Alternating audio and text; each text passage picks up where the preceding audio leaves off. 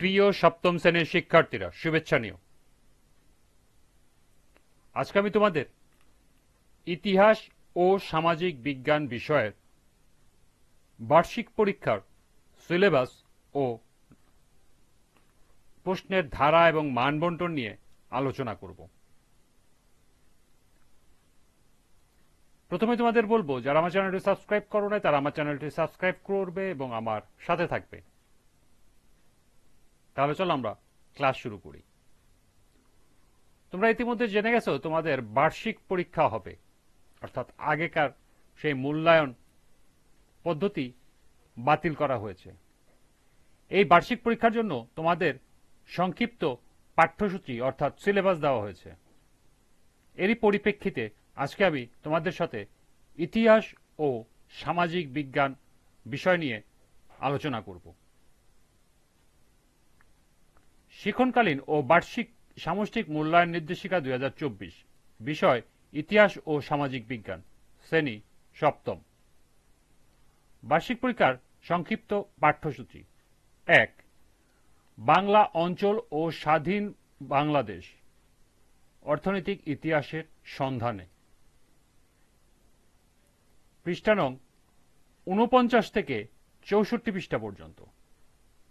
এর পরের অধ্যায় হল মুক্তিযুদ্ধের বিদেশি বন্ধুরা,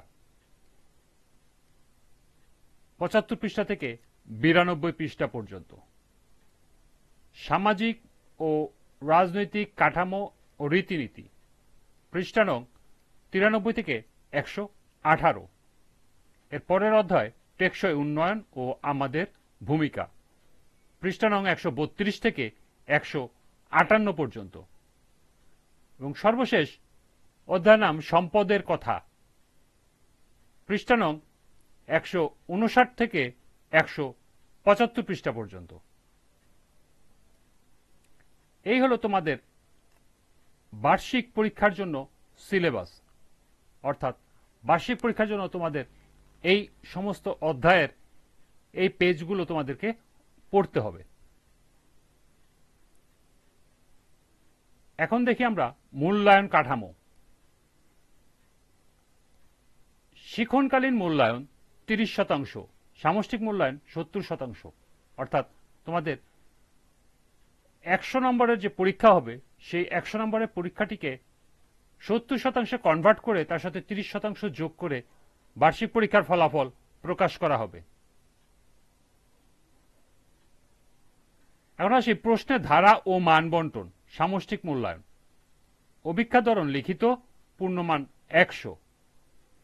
প্রথমে থাকবে তোমাদের বহু নির্বাচনী প্রশ্ন বা এমসিকিউ, সেই সাথে থাকবে এক কথায় উত্তর দাও। এমসিকিউ থাকবে 15টি, এক কথায় উত্তর থাকবে 10টি, মোট 25টি, 1 নাম্বার করে, সর্বমোট নাম্বার 25। এরপর থাকবে সংক্ষিপ্ত প্রশ্ন 10টি, প্রতিটির জন্য 2 নাম্বার করে, সর্বমোট 20 নম্বর। এরপর থাকবে রচনামূলক প্রশ্ন দৃশ্যপটবিহীন, 3টি প্রশ্ন থাকবে, 3টি উত্তর দিতে হবে, প্রতিটির জন্য 5 নাম্বার করে, সর্বমোট 15 নাম্বার।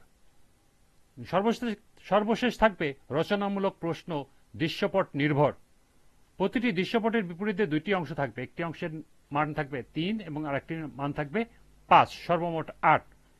এইরূপ 5টি প্রশ্ন থাকবে, 5টি দিতে হবে, সর্বমোট নাম্বার 40। এই তোমাদের সর্বমোট 100 নম্বরের লিখিত পরীক্ষা হবে, সময় থাকবে 3 ঘন্টা। 100 নম্বরের মধ্যে শিক্ষার্থীকে প্রাপ্ত নম্বর 70% কনভার্ট করা হবে। এবার আমরা দেখব শিক্ষণকালীন মূল্যায়ন, অর্থাৎ 30% যে নাম্বারটা থাকবে তার নাম্বার বণ্টন। 1. অ্যাসাইনমেন্ট, ব্যবহারিক ক্লাস, পোস্টার বা দেয়াল পত্রিকা, 10 নম্বর। অনুসন্ধানমূলক কাজ, প্রকল্প, প্রতিবেদন উপস্থাপন, 10 নম্বর। শ্রেণীর কাজ, পাঠ্যপুস্তকের সন্নিবেশিত একক ও দলগত কাজ, ছক পূরণ, বক্স পূরণ, ফ্লোচার্ট অঙ্কন, 10 নম্বর। এই সর্বমোট শিক্ষণকালীন মূল্যায়নের 30 নম্বর। পরবর্তী ক্লাসে আমরা নমুনা প্রশ্ন নিয়ে আলোচনা করব। আজকের ক্লাসটি এ পর্যন্তই। সবাইকে আবারও বলছি, যারা আমার চ্যানেলটি সাবস্ক্রাইব করো নাই তারা আমার চ্যানেলটি সাবস্ক্রাইব করবে এবং আমার সাথে থাকবে। পরবর্তী ক্লাস দেখার আমন্ত্রণ জানিয়ে আজকের মতো এখানেই বিদায় নিচ্ছি। আল্লাহ হাফেজ।